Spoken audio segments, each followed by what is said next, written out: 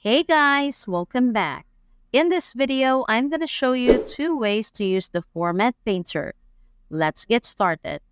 The Format Painter offers an easy way to copy formatting from one part of your spreadsheet to another. This is one way to ensure that things stay consistent without spending a lot of time trying to replicate your formatting manually. In this example, our dates have very inconsistent formatting. In addition to the fonts and alignment being inconsistent, they also use a variety of different date formats. Some use a long date, while others use a short date without the year, and so on. I want all of this to match the formatting of the first date. To do this, just click the Format Painter in the Home tab, and it will copy all of the formatting from the selected cell.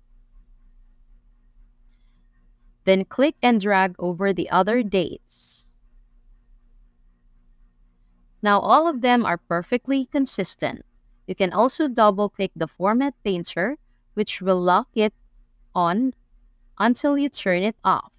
For example, if we click this blue cell, then double-click the Format Painter, we can click on as many cells as we want, and the Format Painter will stay on. This is an easy way to highlight several non-adjacent cells when clicking and dragging isn't an option. When you use the double-clicking method, you'll need to make sure to click the Format Painter again when you're done to turn it off.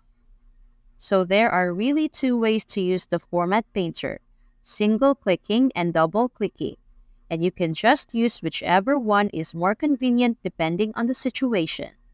Thanks for watching. And if you found this video useful, don't forget to give it a thumbs up and hit that subscribe button for more content like this.